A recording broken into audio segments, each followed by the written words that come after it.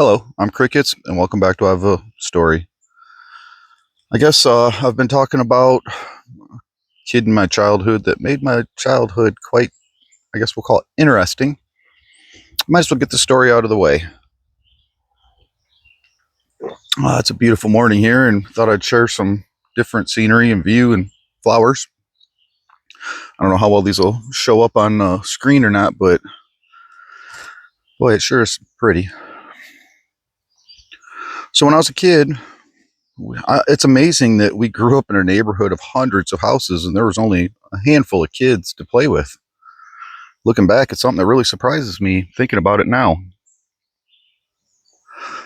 And seeing things now as an adult, looking back and trying to have understanding in my life and in other people's lives. And it's how the human brain works. We look at what we see and experience, and we use that experience to try to understand the rest of life.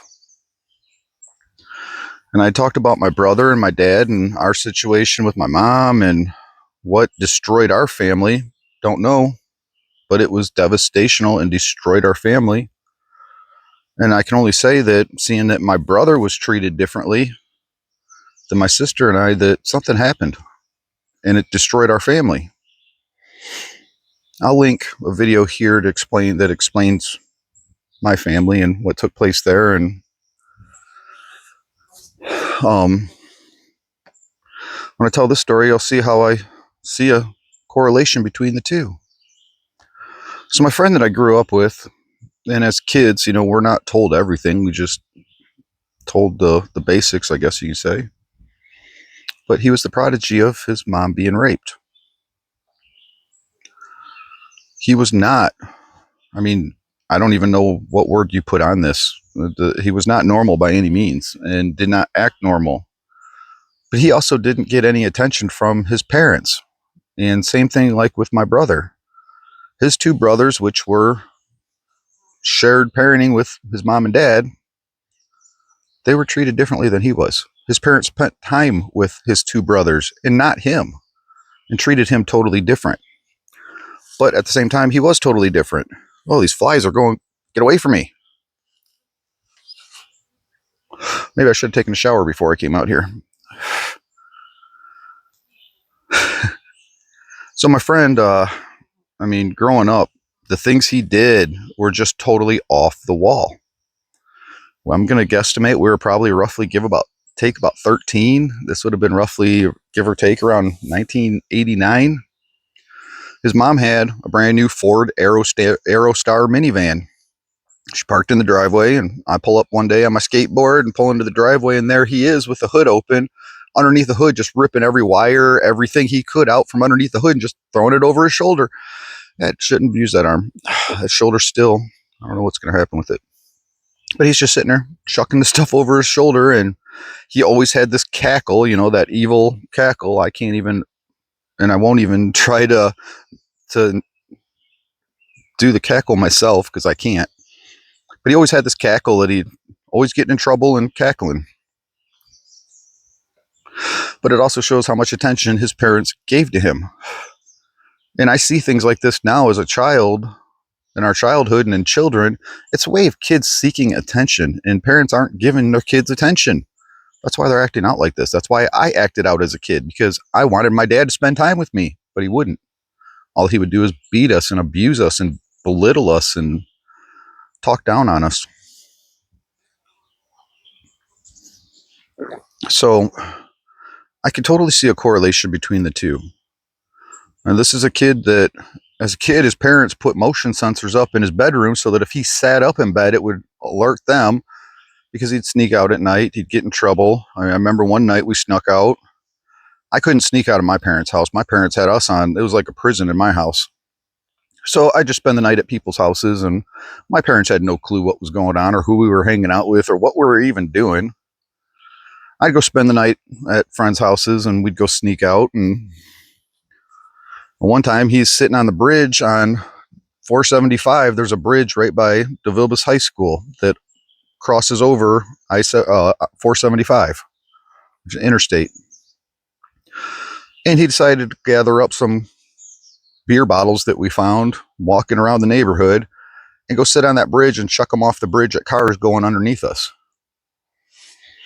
This is a kid who walking to school one day. We were in junior high, and he decides to skip school and go start busting out windows on the storefronts down Sylvania Avenue.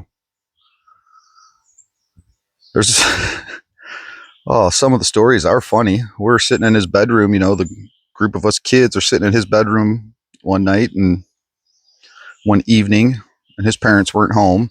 He says, "Hey, I'm going down to make cookies." And I don't know how much time went by, but we finally all looked at each other and we knew him and said, something isn't right here. We had to go check on him. And when we went down there, there's cookie dough and batter and all over the walls, ceilings, everywhere. Oh my God. It was a disaster. We'd have never done anything like that in our house, in my parents' house, because we would have, we got beat for just being kids and doing nothing just because my parents were mad at each other and at the world. They took it out on us. It wasn't because we were bad kids.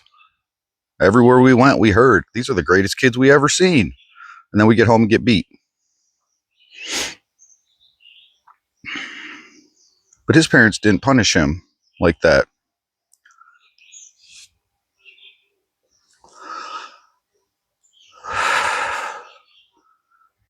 One day he calls me.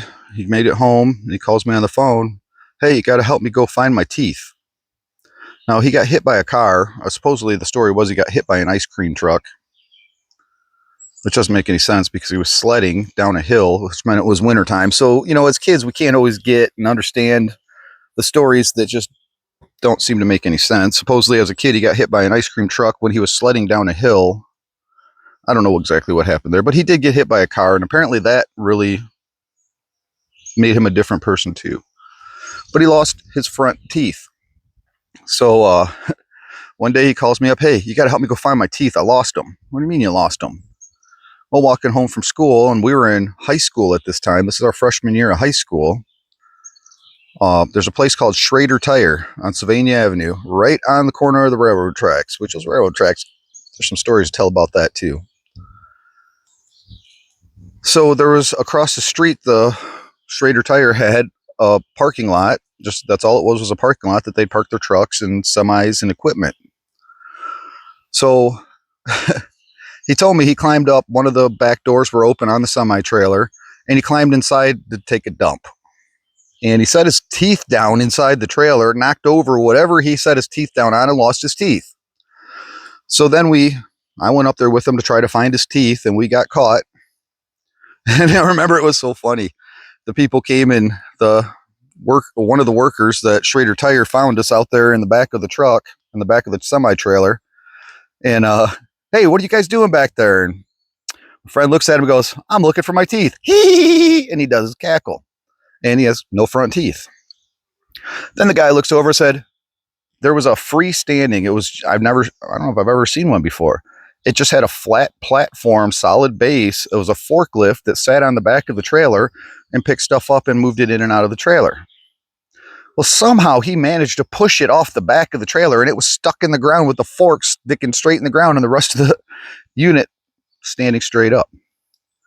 So they took us into the office to speak to whoever was in charge at Schrader Tire, and yeah, we didn't get persecuted, but we got in trouble. And I did too, because I went there to help him find his teeth and didn't know what I was walking into and what he actually had done. Again, he made our childhood interesting. Now, those train tracks,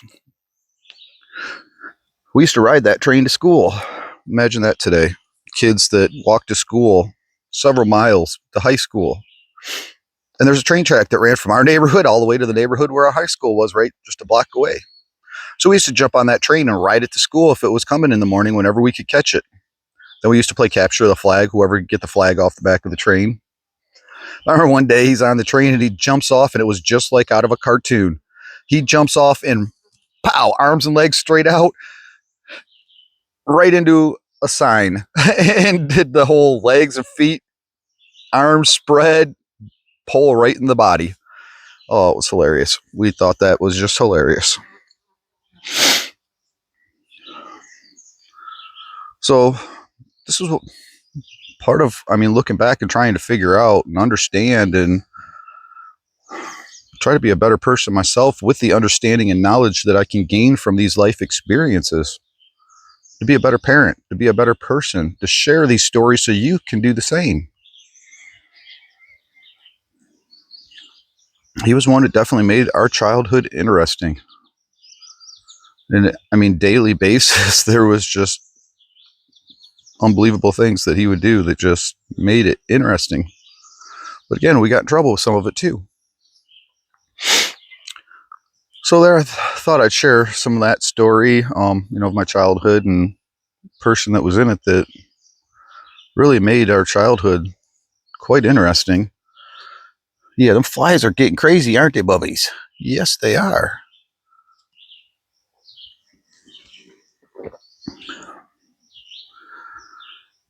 He was quite a character.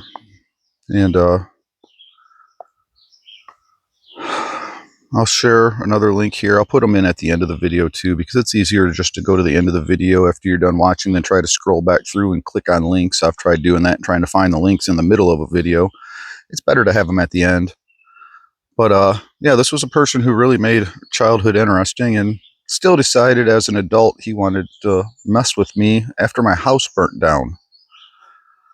I don't know exactly what happened. Obviously, I can't know exactly what all happened other than the fact that as soon as my kid's mom found out my house burnt down, started harassing and threatening me for my insurance information, refused to let me talk to my kids. Immediately, he's the one who tries to finally reach out to me, even though, 6, 8 months prior to that, I was trying to get a hold of him and he wouldn't talk to me. And then he only reached out to me, never asked me how I was, if everything was okay. All he wanted to know is what happened to the house. He is one that was trying to get with her our whole childhood and was so jealous because everybody else in the neighborhood was getting with her. All her brother's friends, all the guys in the neighborhood at a very young age. I looked at her like my Ginny. I didn't care about any of that. All I cared about was who she wanted to be in the future, but that ended up all being a lie too. One, I don't know that I'll ever figure out.